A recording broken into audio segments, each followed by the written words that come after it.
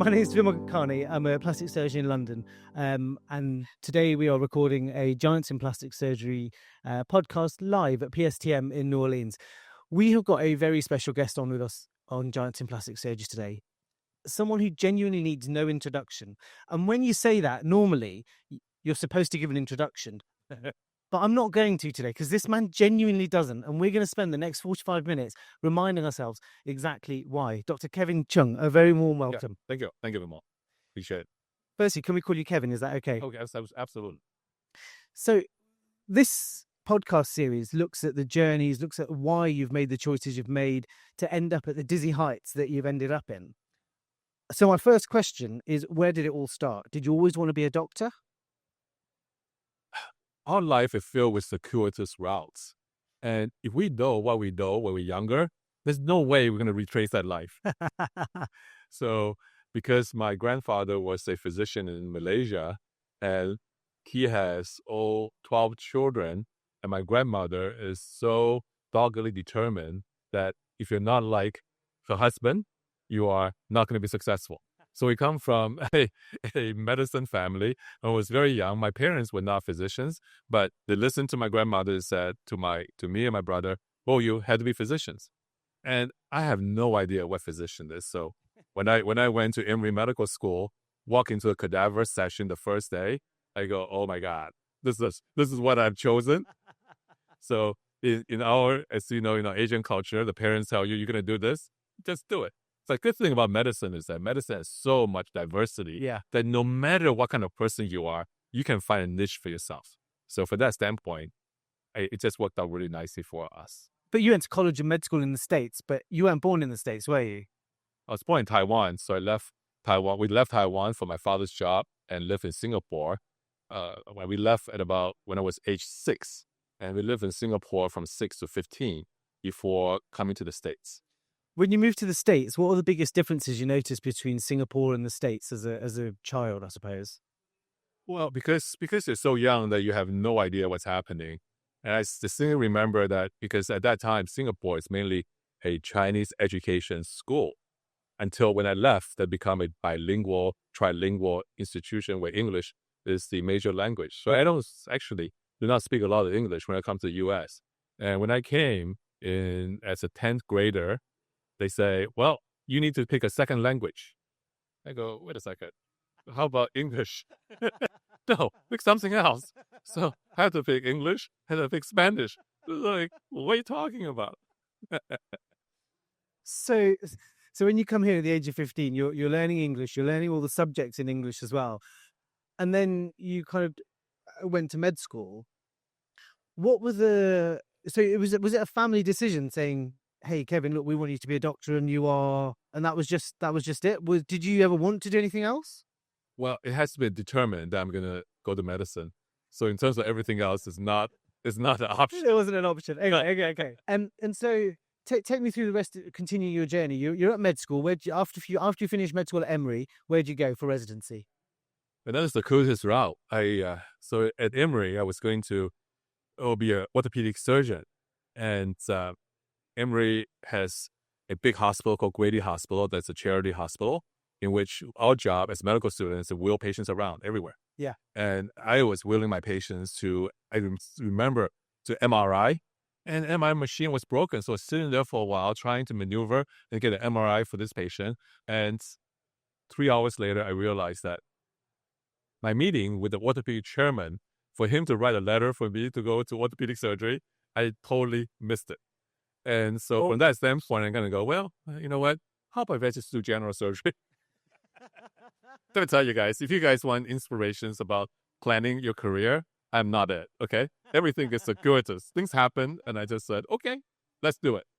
But they happen for a reason, don't they? I mean, although you didn't do orthopedics, you've ended up with a very orthopedic slanted subspecialty subsequently. But we'll get on to kind of why you've chosen hands later on. Okay, so you've done general surgery. You didn't like general surgery? That wasn't for you? It's quite interesting because general surgery should be a distinct specialty because, we do so much of everything. We do thyroids, we do intestines, stomachs, we do trauma. It should be self-sufficient. But for some reason, in our era, when you do general surgery, you're supposed to be subspecialized. And when you go to a Texas training program, my program specializes in cardiovascular surgery. And I was going to be a cardiovascular surgeon. However, because of many different factors, cardiovascular doesn't seem to be the right choice for me because of the repetition of the operations and so forth. Yeah. And all of a sudden, kind of go, what? You know what? Okay, plastic surgery. So did you do a rotation plastic surgery and kind of fall for it? Was there actually something or someone who made you think I like plastic surgery? Right. We have a young attending called Chris Peterson who came, and he was trained at Duke, and Yeah. he was an alumni from San Antonio. He came back to be attending.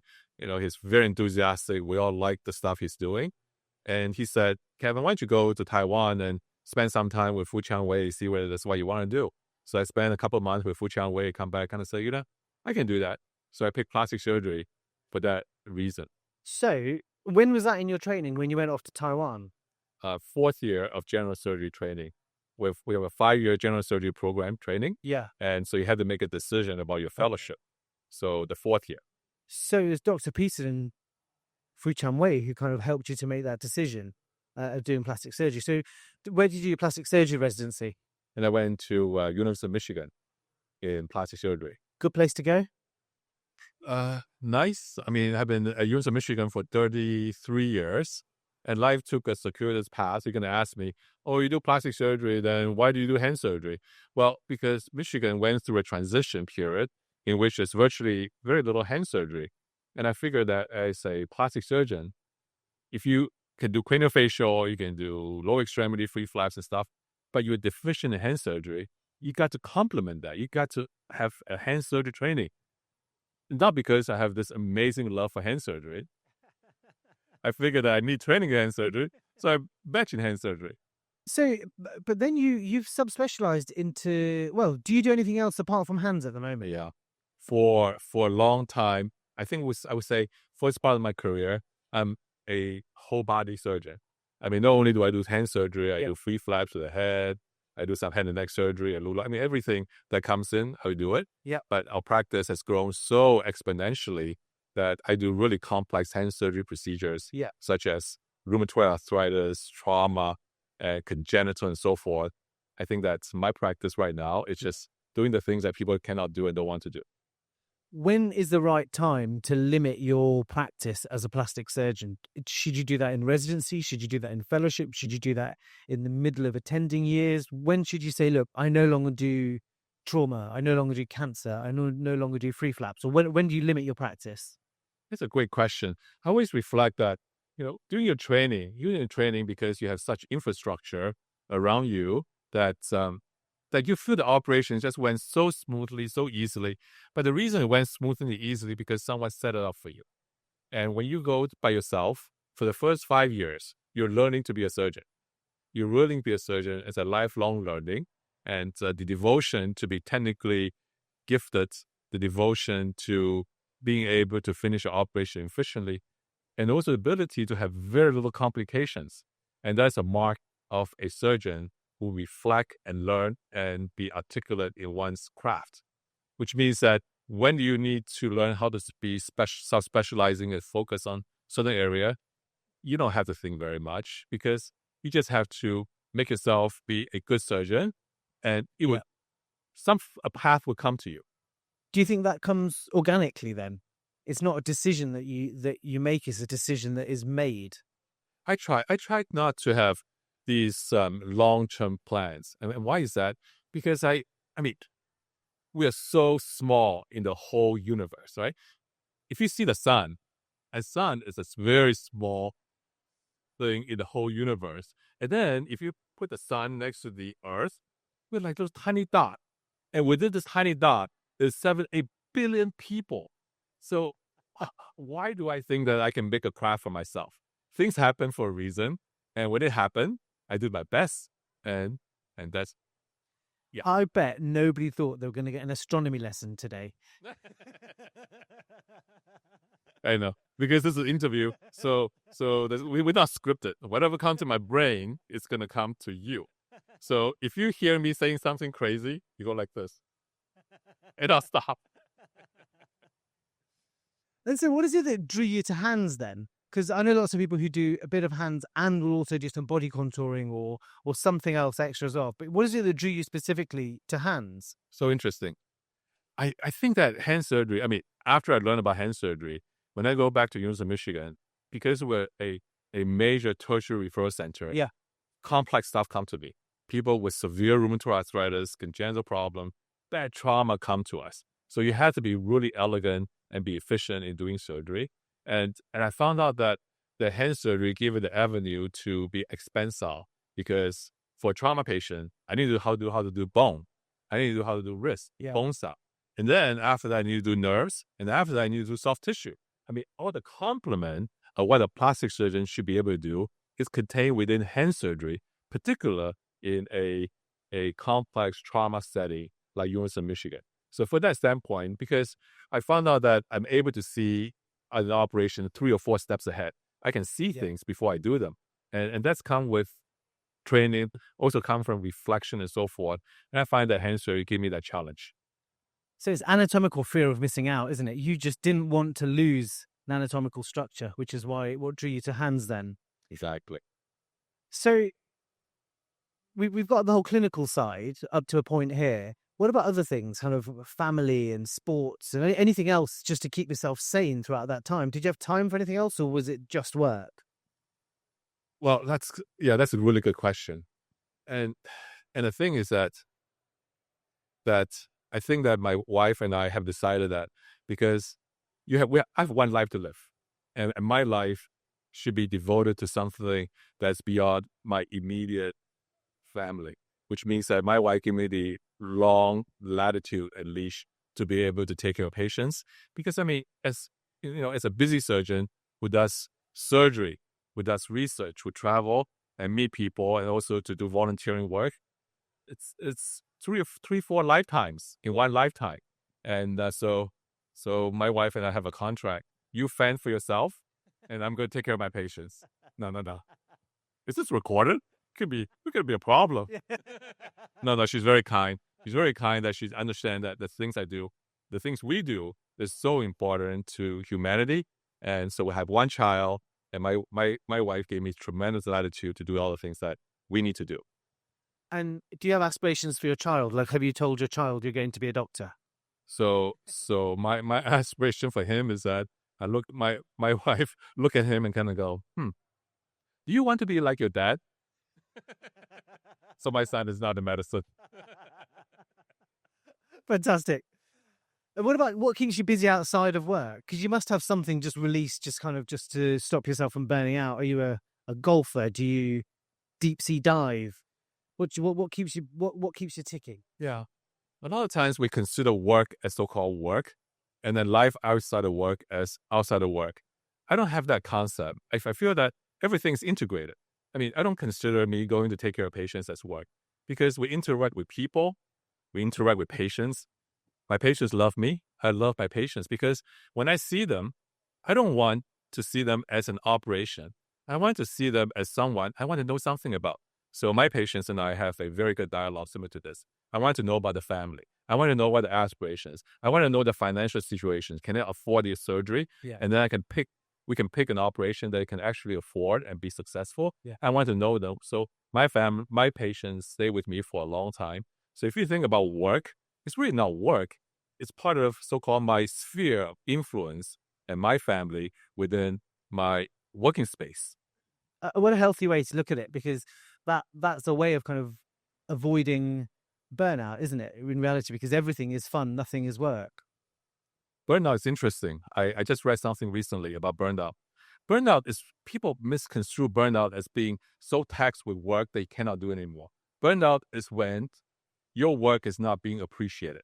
When you feel that you're doing a mundane task that benefits no one. And those things causes burnout. It's not because of hard work. It's just because of some peripheral psychological concerns that cause burnout. And I told people that, and people ask me, Dr. Chung, how do you avoid burnout? I told them, it's very easy. If I feel a little pang of burnout, I work harder so I don't remember the burnout. No, just kidding. So they look at me kind of go, okay, well, I'm not going to take advice with this guy. No, that's not true. I think burnout is is you got to find purpose in what you do. If you find a purpose, you're going to put in the extra effort, and burned out will not be an issue. However, when you have no purpose and when you feel that you're not appreciated, it's time to move. Yeah. How interesting. What do you think? I don't know. I'm too burnt out to think about it. No, I think your views is absolutely right. That aim without a purpose is exactly what burnout really is. But you've, as you said, you've had multiple. So I'm not going to ask you about your financial situation at all, like you asked your patients. So don't worry. I'm gonna. Oh, you can ask me about. Let me talk about my financial situation. Oh, we haven't got time. No, this is actually a good discussion. I wrote a paper recently about minimalist lifestyle. How interesting. Because I absolutely admire people like Gandhi, who's trained as a lawyer in UK, but went back to India to rejuvenate the whole country. He realized that all the stuff around you are distractions. He realized that the suffering that we feel, the agony we feel, is because of unrequited. I mean, because we want something, we can't get it. And his feeling is that he wants to give, all these material things away so he can be singularly focused on what is meaningful. Yeah. And so this paper on minimal lifestyle is that, I don't want to own a lot of stuff because everything I own is going to cloud my judgment. And so I live a very simple lifestyle. I don't even know what my bank account number is. Someone knows. There's enough money in my pocket that would not get me in trouble. Okay. There's not much money to get in trouble, but just enough to survive for the day. How's that? That's my perfect philosophy. Perfect philosophy. So you've had a number of leadership roles as well throughout your career. I mean, chair of the department, obviously, but also you've recently demitted as at the helm of PRS. What have you learned from those leadership roles that you can apply to each individual patient? These leadership positions, the reflection of these leadership positions is that people always say servant leadership. Do they actually mean it? I don't know. When they say servant leadership, sometimes leadership induces people to get power, to be able to influence people to a direction they want to do. Yeah. When I assume so-called leadership position, I'm a facilitator. I want people to be successful. I want people to be happy through what I do. As PRS editor, it's so important for me to be sure that the reviewers, the editorial board, the staff, all get the credit for everything we do. And I want to be highly respectful of the authors who trust our journal and put the papers into our journal. And regardless of what the decisions, whether accepted or rejected of the paper, they need to feel that the process is absolutely fair. Yeah. Does it feel fair to authors when it comes back? Because the 3 different reviewers are saying 2 or 3 different things, sometimes which are opposing each other. I mean that's difficult. I mean we've got something like that at the moment, and I'm not going to ask you for advice right now. No. And what about building a department? So you've been chair of the department at Michigan, at Professor of Plastic Surgery, Professor of Orthopedic and Plastic Surgery. How do you then think about developing a department? How do you decide, well, this is a gap in the department and we need to fill it? Yeah, that's a good question. I'm actually not the Department of Surgery chair. I'm not even the chair of plastic surgery. However, I run the hand surgery service for many years. And hand surgery is quite unique because it is a combination of orthopedic surgeons and plastic surgeons. And that competition has been very keen in the US for some reason, because for some reason, people think that hand surgery should belong to plastic surgery. Hand surgery should belong to orthopedic surgery. That kind of rift between 2 specialties is ridiculous, because our training model in Michigan is that if you call a hand surgeon, you got to be able to do everything from bone all the way to soft tissue. When my orthopedic surgeon colleagues do complex hand trauma and they do soft tissue, you should not be able to tell that they're orthopedic surgeons. When I do bone, when I do elbow, distal radius fracture, wrist and stuff, no one should be able to tell that my background is plastic surgery, even though I'm training orthopedic surgery. I think that integration is so important in our specialty of plastic surgery, because we work with so many different people. We work with cancer surgeons, and then we do reconstruction. We work with pediatricians. We take care of people with congenital problems. I think that integration is the foundation of our specialty. We need to bridge the gap, and we should not compete and cause frictions among specialties. But I mean, in everything that we do, we have integration with other specialties. We we operate from top to toe, front to back, young to old. But in every single one of those permutations, there is the opportunity to collaborate with somebody else, or the opportunity to push somebody else out. If you just take head and neck, for example, there's a rift in head and neck surgery at some levels. And do you think that rift can be repaired? So the thing is that that's why, I mean, as PRS editor, it's so important that we maintain every single subspecialties in plastic surgery. Yeah. And why is that? Because, our forefathers and mothers gave us this wonderful specialty. And if we ever lose anything just because of inattention to our colleagues and not available to help, once we lose it, it's gone. Okay, let's take head and neck. Head and neck is something that we have championed, reconstruction and so forth. Many countries are still focused on head and neck surgery. However, in the US, we have lost head and neck surgery because I think there's a variety of reasons, but primarily because the surgery is late and the plastic surgeons are not available to do reconstruction, which forces our ENT doctors to learn about free flaps and learn about reconstruction, and they take over. So other than select places that do head and neck surgery, we don't do this. In other countries, you still do head and neck surgery. So I implore everyone in plastic surgery that be available, protect our specialty, be available to help. Yeah. And when someone asks you to do breast reconstruction, make it happen. Because if you are not available, they're going to find a way to reconstruct, and then you're irrelevant. So we spent some time giving kind of reflections and advice from you, but who are the people kind of as you were coming through who mentored you? Who are the people who you would turn to for advice? Yeah, that's a really good question, because I wrote some papers on mentorship. And I think that's so important in one's formative years to have someone you can trust as a mentor, someone you feel comfortable to give you advices in terms of how to avoid conflicts, how to choose a job, and many of those things. I didn't have that opportunity because by nature, I was actually very quiet. And my goal was to be sure that I hide under the radar. And when I finished my general surgery training, I overheard my chief goes, who's that guy? Did he train here? And I felt that I'm successful because I always wanted to fly under the radar. I don't have a particular mentor, but what I feel that my mentors are usually my patients, because I collect pictures. Every patient comes to see me. I have pre-op, intra-op, post-op. And every 2 weeks, I will look at all my pictures so I can reflect, because most of the time the operation is done beautifully. If I do it beautifully, I want to do it again. Yeah. Some of them, I look at it kind of go, it's not perfect. Even though the patient feel that it's wonderful, I feel I can do better. And that reflection is so important in our specialty. And I feel that I would say, if you were asked me who are my mentors, I would say my patients. That's because I spend so much time analyzing my results and be reflective.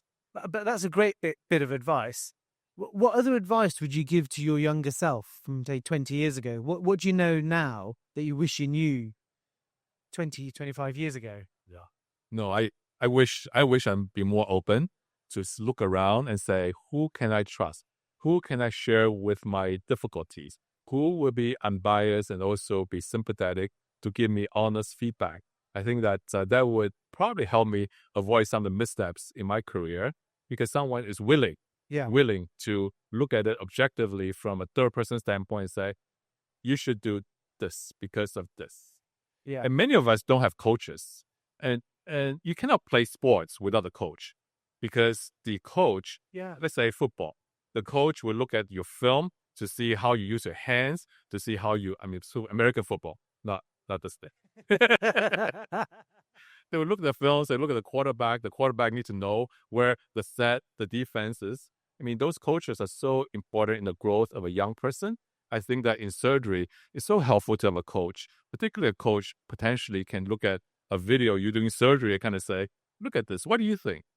Not being judgmental, what do you think? How do you analyze your hands? How do you analyze you pick up the instrument? And by doing that, your growth will be so much faster. But you're absolutely right, aren't you? Because if you're an athlete, even as the world number one tennis player has a team of coaches to help them be even better. Yet the second you become an attending, that has a risk of just going, doesn't it? That's right. You're absolutely right. When someone tell me, oh, I do 1,400 this operation. And I think that the reaction from me is, oh, I'm so impressed. I'm not impressed. You maybe do 1,400 of the operations incorrectly, yet you do not know that you did it incorrectly. But if you were to do 10 of them and reflect on them, that's more valuable to me than, let's say, 1,400 of the same routine without any modifications, without any advancement, without any self-critique. Yeah. And that's where coaching comes in. Absolutely. So what's next on the horizon for you? What's your kind of 5-year plan now? Oh, I just shared earlier with you is I have no plan. My plan is have no plan. I just have no. My plan is get over this interview without saying something crazy. Too late. That's being recorded. I think that when you have these kind of interviews, when I go visiting professor, I need to be totally transparent. Because, no one wants you to come to the institution for you to give a fictional, artificial message that you think they want to learn. I think that they want to see who you are. They want to hear about your experiences. I think that in any kind of interview setting, in any kind of visiting professor setting, it's so important that the visiting professor, so forth, it's clear in what he or she experienced. Whether it's right or wrong is another story. Yeah. Kevin, it's been absolutely lovely talking to you for the last half an hour, 40 minutes. One more question, if I may. If somebody says Kevin Chung, what 3 words would you want to come to mind? 3 words. Wow. That's one word. That's a good question. I would say simplicity. I would say genuine. I would say pride. And I think the last word is important because whatever we do in life, we have to do it in pride. Martin Luther King said one thing, I paraphrase it, is that if I'm going to be a street sweeper, I want to be the best street sweeper ever when heaven and God look at you kind of say, that is the best street sweeper. And I think that whatever we do, we have to have pride that we're going to put in, invest in everything we do. Someone running this meeting, it's going to be a beautiful meeting because someone put the pride before themselves. Kevin, thank you so much. To me, yours is a story of hard work, openness, and jovial fun. Thank you very much for the interview. Thank you so much.